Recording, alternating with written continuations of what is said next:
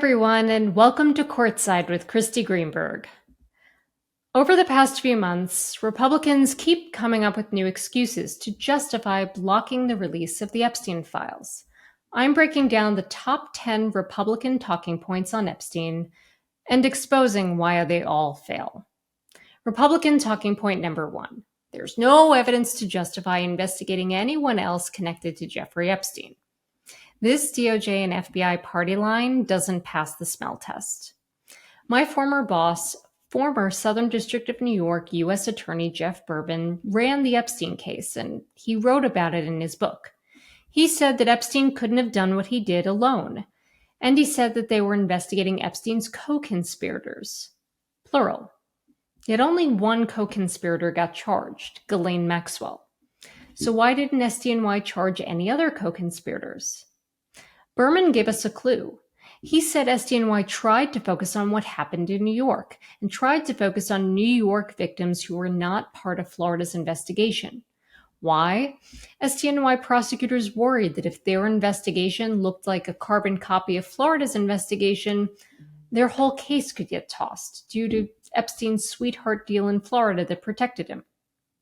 So Epstein had more co-conspirators, and there were more locations where he had abused girls that were outside the focus of SDNY prosecutors, places like the U.S. Virgin Islands and New Mexico. So how can the DOJ say that there is no evidence to investigate anyone else in those other locations? FBI Director Kash Patel testified there was no credible information that Epstein trafficked women and underage girls to anyone but himself. But Trump's DOJ and FBI never even contacted Epstein's victims. How can you find that someone isn't credible when you didn't bother to talk to them? And when you only bothered to talk to Maxwell, a convicted sex trafficker? Back when Patel was a podcaster clamoring for the Epstein files, he said, "Put on your big boy pants and let us know who the pedophiles are." Maybe it's time to take your own advice. Put on your big boy pants and do your job. Bottom line, investigate Epstein's co-conspirators and start by talking to the victims. Or tell us why you won't. Your 2-page unsigned memo ain't gonna cut it. Republican talking point number 2. Biden's DOJ didn't release the Epstein files, so why should Trump's DOJ release them? This is the comment I see most often from Republicans about the Epstein files. But what about Biden? So, it's true. Biden's DOJ did fight to keep the files sealed, but for a clear reason. At the time, Maxwell's case was still on appeal. If she won that appeal, there could have been a retrial. Prosecutors were worried that releasing the Epstein file could taint witness testimony, intimidate victims, and give Maxwell an unfair advantage to seeing evidence she wouldn't have been otherwise entitled to see. So they were really just trying to protect their case against Maxwell. But things changed. In September of 2024, Maxwell lost her appeal, and the chances that the Supreme Court overturns her conviction and forces a retrial? Pretty low. Just weeks after Maxwell lost her appeal, Trump won the presidential election. The Epstein files became his DOJ's problem. And what did Trump's DOJ do? They botched it. Trump campaigned on releasing the Epstein files. In February of 2025, Trump's DOJ promised transparency and said the files would be released with redactions to protect the victims. But that never happened. Instead, after reviewing the files and briefing Trump that his name appears in them, Trump's DOJ slammed the brakes. And then Republicans pulled one political stunt after another. Blanche interviewing Maxwell, but not Epstein's victims, so Maxwell could clear Trump. DOJ dribbling out documents that are already public. Congress refusing to call witnesses in the know to testify. Trump crying about the Jeffrey Epstein hoax. None of this is transparency. It's a cover-up. The bottom line, the Epstein files are about more than sex trafficking now. They're about corruption, from Alex Acosta's sweetheart deal to protect Epstein and his powerful friends to Trump promising the truth only to bury it. That's exactly why these files must come out. Republican talking point number 3.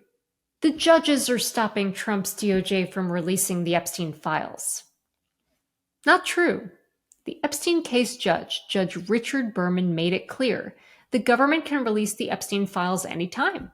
And that's the treasure trove. The Epstein files contain over 100,000 pages of witness interviews, search warrants, and exhibits. Berman said the grand jury testimony is off limits because it's protected by secrecy rules. But so what?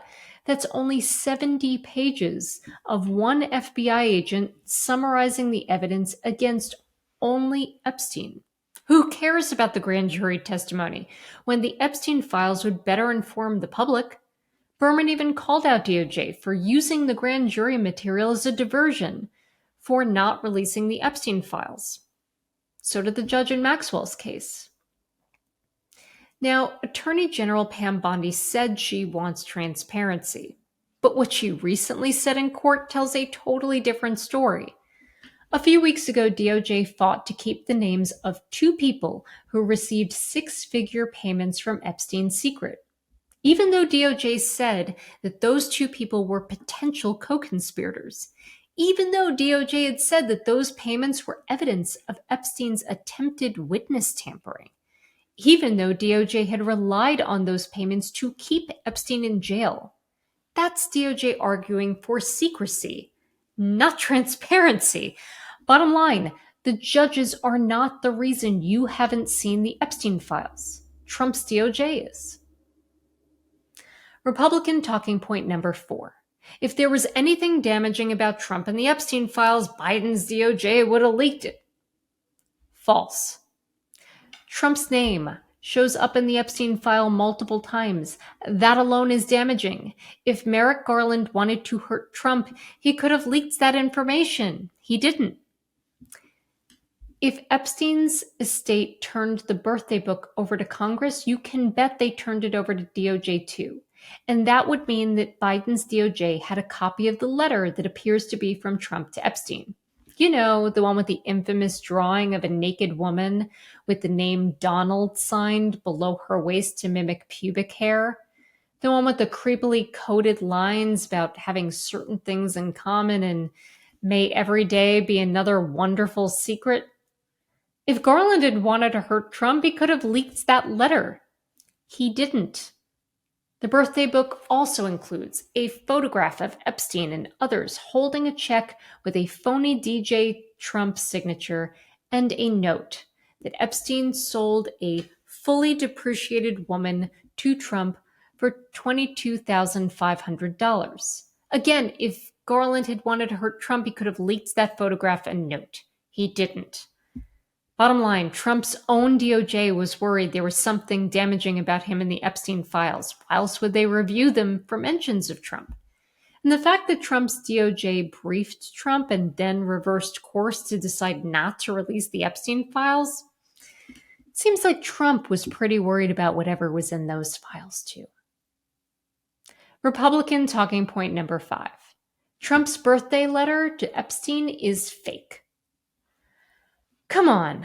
First, the letter didn't exist, then we saw it, so now we know it exists. And now they're saying it's fake, even though it fits perfectly with all the other creepy old dudes joking about young girls, even though it sounds like the locker room talk we've heard from Trump before, even though it's got that bold black Sharpie Donald Trump signature we know so well. Take a step back. The book was compiled in 2003, decades before anyone would have had a reason to forge anything to hurt Donald Trump. And Epstein's estate never leaked it. It was turned over only in response to a subpoena. So we're supposed to believe that the Epstein estate inserted this fake Trump letter into the Epstein birthday book in 2003 and then left it there for over 20 years. To what end? Why fake a letter if you're not going to release it? And if Epstein's estate gave the book to Congress, you can be sure it gave the book to the DOJ too.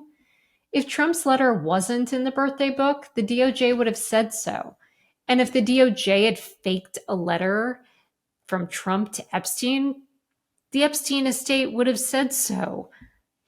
Bottom line, Trump's Epstein letter isn't fake. Trump's denials are. Republican talking point number 6. The Democrats created the Epstein file.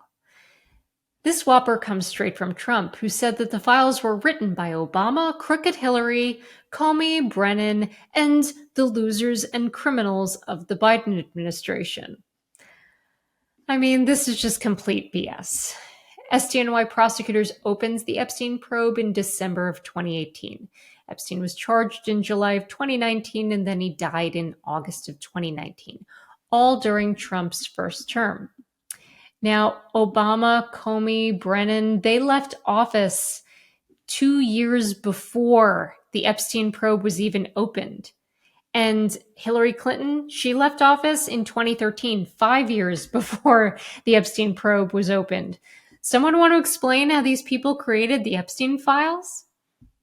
And to that, Republicans will say, well, it's Biden's DOJ. They must have tampered with the Epstein files. To which I ask you, then why didn't Trump's own DOJ and FBI say that? Trump's own team, Bondi, Blanche, and Patel, had a team of FBI agents reviewing over 300 gigabytes of evidence, including witness statements, videos, and photos, electronic data. Just to visualize that 10 gigabytes of paper documents, that would stretch across a football field. 100 gigabytes would tower over the world's tallest skyscraper. So Trump's DOJ and FBI issuing a memo with their conclusions from the Epstein file review and never saying that the Epstein files were tampered with or fake? If Bondi, Blanche, or Patel even suspected that the evidence in the files had been falsified, they would have said so. Bottom line, Trump wants you to distrust what's in the Epstein files, so you'll stop asking for them. But the Epstein files are real, so the question you should ask is, what is Trump hiding? Republican talking point number 7. Ghislaine Maxwell is a victim. No, she is not. Maxwell was instrumental in Epstein's sexual abuse of 6 girls, and Maxwell personally sexually abused 3 of them. Prosecutors proved that beyond a reasonable doubt at trial. That's why a jury convicted Maxwell for sex trafficking. Maxwell's attempt to distance herself from Epstein is pathetic. Their relationship dated back to 1991. Even after breaking up, they stayed close. So close that they discussed undergoing shared fertility procedures together. We're talking about them having these conversations even after Epstein's house got raided in 2005. And they were having those conversations days before Epstein signed his sweetheart plea deal in 2007. Epstein and Maxwell were so close that they discussed Epstein's Florida plea negotiations, witnesses, and sending a message about his case to Epstein's social network. They were so close that they discussed the victims, including Maxwell requesting from Epstein and planning to distribute a dossier on Virginia Giuffre in 2015, well after she said that she was not really close with Epstein. This is all laid out in the Epstein emails obtained by Bloomberg. Bottom line, Maxwell wasn't an innocent bystander. She was a co-conspirator. Prosecutors charged her. Jurors convicted her. She is not a victim. She is Epstein's partner in crime. Republican talking point number 8. Bill Barr and Ghislaine Maxwell cleared Trump. No, they didn't. The House Oversight Committee Chairman James Comer said that former Attorney General Bill Barr testified that he had never saw anything that implicated Trump in Epstein's crimes. But that's meaningless. Jeff Berman, who ran the Epstein case, said he never briefed Barr on the investigation. And there's no way Barr reviewed the entire Epstein file. It's massive, and that's just not something an attorney general would do in any case, especially when Epstein died a month after he was indicted. So if Barr didn't review the Epstein files, and he didn't get briefed on the Epstein files, he doesn't know anything to clear anyone. And neither can Ghislaine Maxwell, a convicted sex trafficker. Maxwell said she never saw Trump do anything inappropriate. The fact that a convicted child sex trafficker didn't consider Trump's behavior inappropriate is hardly an exoneration. And a child sex trafficker serving as a character reference for the President of the United States? That's just sad. Bottom line, Barr didn't clear Trump. Maxwell didn't clear Trump. This is all just spin. Republican talking point number 9. Trump's claim that DOJ has done its job and has given everything requested of them to the House Oversight Committee. Not even close. Yes, the DOJ has provided documents to the House Oversight Committee, but almost all of them were already public. What hasn't been produced?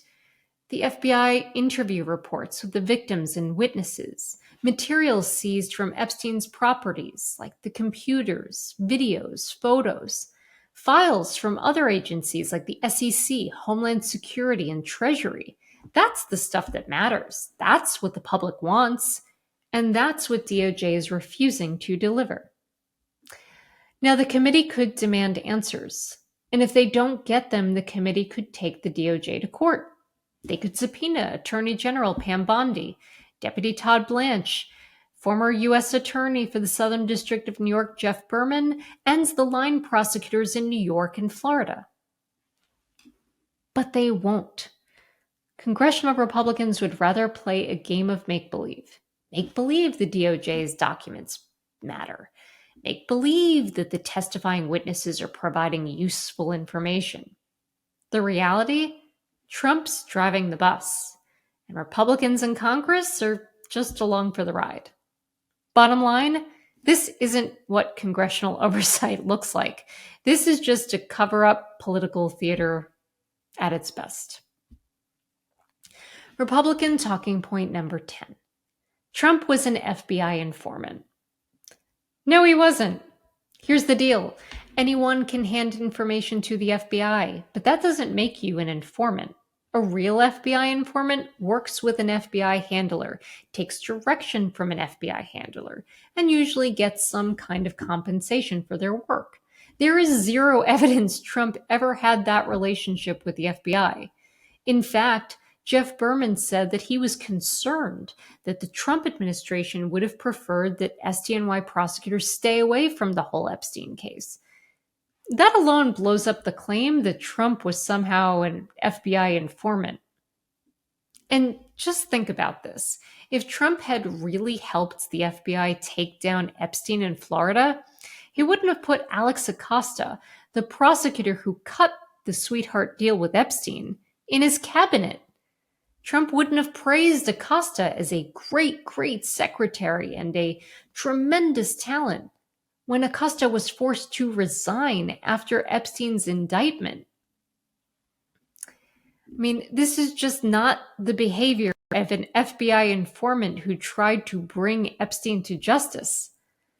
Bottom line, the Trump is an FBI informant storyline pitches Trump as somebody who's fighting for Epstein's victims when he didn't. He hasn't. He's made that crystal clear. So the next time you hear Republicans spinning a new talking point about the Epstein files, remember this. Every single one of their talking points can be dismantled because all of their talking points are designed for you to move on from Epstein and blame someone other than Trump for the fact that the Epstein files have not been released. But at the end of the day, you shouldn't move on because the Epstein story is too important. It's not just about one sex trafficker. It's about the corruption that protected him and his co-conspirators. It's about the need for accountability for sexual abusers in positions of power. It's about delivering the justice that his victims deserve. Thanks for watching Courtside with Kristy Greenberg. If you enjoyed this video, please take a moment to like it, comment, share it, and subscribe to my channel. I look forward to seeing you next time courtside.